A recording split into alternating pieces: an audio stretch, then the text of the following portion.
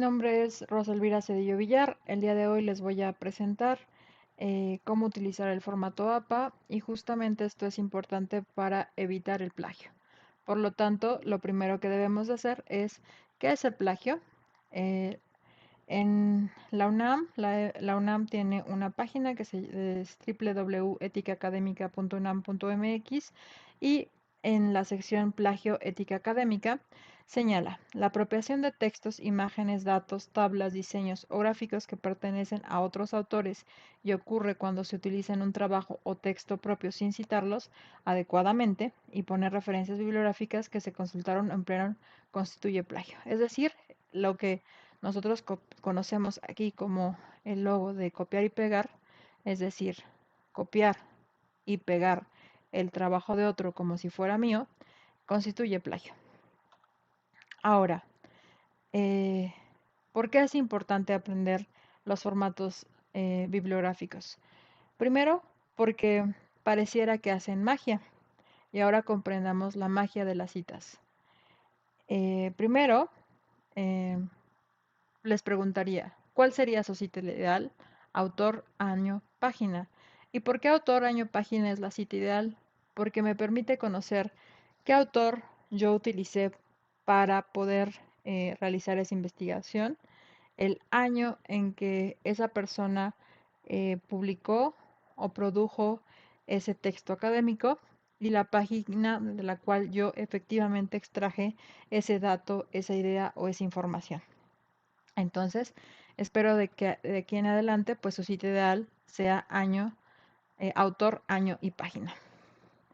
Ahora, el APA es un sistema de referencias bibliográficas, pero existen otros más. Sin embargo, este sistema es el más utilizado por psicólogos, antropólogos, administradores de negocios y personas que trabajan desde las ciencias sociales.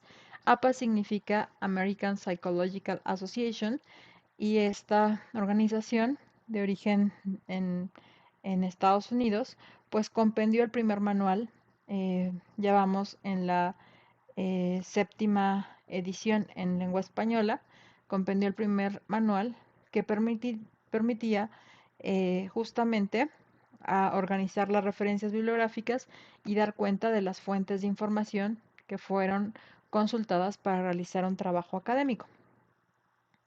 Ahora, ¿APA para qué? Primero, APA es una herramienta que nos ayuda a organizar, escribir textos académicos y esto es muy importante, ¿no? Organizar y escribir. Eh, Después lo siguiente es que facilita encontrar e investigar fuentes de información.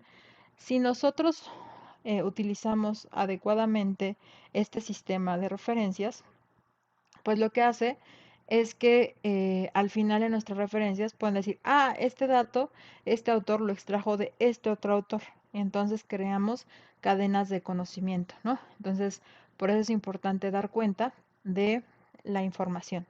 Después, también, al aprender nosotros a citar, se mejora la expresión y la argumentación de ideas. Es decir, damos cuenta de lo que otros autores señalaron antes que nosotros, le damos una historia a nuestro proceso de investigación y también nosotros argumentamos que con base en esas ideas podemos sustentar argumentos en el presente. Entonces, por eso es importante, ¿no? Algo que es muy importante es que todas las citas deben de estar referidas. ¿Y esto por qué? Porque las citas sustentan nuestro argumento, sustentan y dan evidencia o proveen evidencia. Entonces, por eso es importante pues aprender a citar. ¿Qué elementos requiero para identificar y hacer una referencia bibliográfica? Primero necesito conocer qué tipo de recurso, es decir, si es electrónico, si es un libro, si es una tesis, si es un artículo. Lo segundo es identificar el autor o los autores. El tercer elemento es la fecha de publicación. El cuarto elemento es el editorial y el país. El quinto, las páginas. Y si es un recurso electrónico, pues la URL o el DOI. Entonces, ahora pasemos a comernos un iceberg de APA. Entonces, donde tenemos en la punta del iceberg las citas textuales, pero después de las citas textuales, pues también tenemos las citas parafraseadas y las citas narrativas.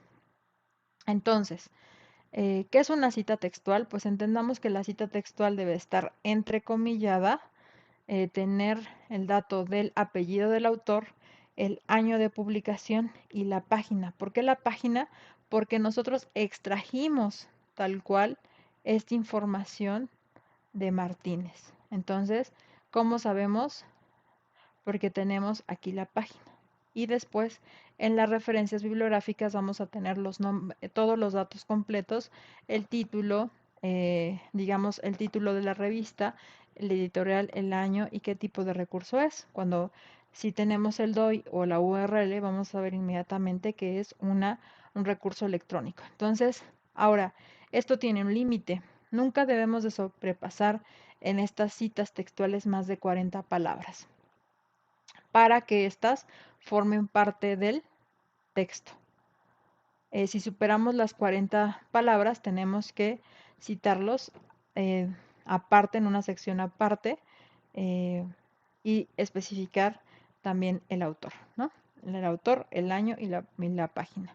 Ahora, las citas parafraseadas son citas que no exactamente señalamos lo que dicen los autores. Sin embargo, nosotros planteamos nuestras propias ideas, sin embargo, esa idea no hubiera sido posible que llegara a nuestra cabeza sin que nosotros hubiéramos leído específicamente esos textos. Entonces, cuando nosotros tomamos, si bien no específicamente citas textuales o extractos de los artículos o de los libros, pero si tomamos ideas, pues citamos solamente con el apellido del autor y el año de publicación. Entonces, en todos estos casos, pues son ideas propias, pero que no hubieran sido posible sustentarlas sin haber leído estos textos.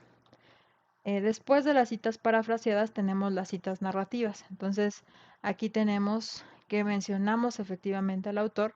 Martínez es el apellido, el año de publicación 2022, pero nosotros señalamos que efectivamente Martínez menciona esto, ¿no? Entonces Martínez, que es el sujeto, Martínez menciona que la modernidad ha impulsado que los recursos pasen a segundo plano, donde los medios naturales como mercancía impulsan el desarrollo económico. Acá si lo ven, eh, tenemos que nosotros modificamos ligeramente esta cita y la modificamos poniéndole corchetes. ¿Por qué? Porque para que fuera parte de nuestra narrativa, en nuestro estilo propio de redacción, nosotros modificamos algunas cosas de la cita, quitamos algunas partes, tal vez podemos agregar otras, también se hacen corchetes y podemos cambiar incluso los tiempos verbales para que sean coherentes con nuestra propia narrativa, pero damos cuenta que fue tomada esa idea de Martínez 2022. Después de esto tenemos las referencias, es decir, todas las citas que formen parte de nuestro documento también deben de ser parte, digamos, los autores que nosotros citemos en nuestro texto deben de formar parte de nuestras referencias. Y cómo citar algunas fuentes bibliográficas. Primero, los libros. Los libros utilizamos normalmente el primer apellido, el nombre, la fecha de publicación, el título en cursivas, el país y el editorial y el punto final. Las revistas impresas, el apellido y el nombre. Cuando es más de dos, tres, cuatro, cinco los autores que sean, es decir, más de un autor, de dos en adelante, vamos a poner el apellido, el primer apellido de cada autor y el nombre, la primera inicial, ¿no? Entonces, hasta el último, la fecha, el título del artículo, el título de la revista en cursivas, el volumen, el número, el volumen 9, tal vez el número 7, la página que utilizamos. Esto es en caso de que la revista sea impresa. Después una tesis. En la tesis se pone el apellido, el nombre, el año, el título de la tesis. Si la tesis es de licenciatura, maestría o doctorado, y el nombre de la institución académica. En el caso de que sea una tesis digital o una tesis electrónica, pues también se le agrega el URL o el DOI. Si es impresa, pues solamente el nombre de la institución académica. Entonces, en las revistas electrónicas, pues el apellido, la inicial del nombre, si fuera una revista electrónica, pero solamente es un autor, pues se pone apellido y el nombre, ¿no? Pero si son de dos o más autores, pues tenemos el apellido, el nombre, el inicial del nombre de cada autor, la fecha, el título del artículo, el título de la revista en cursiva, el volumen, el número de las páginas y aquí la URL, ¿no? Que es la URL, pues precisamente es la dirección electrónica y el DUI, que es la identificación única de ese recurso digital. Tenemos que algún mensaje, ¿no? Para terminar el video. Usar estilos de referencia bibliográfica es una práctica académica ética y evita el plagio.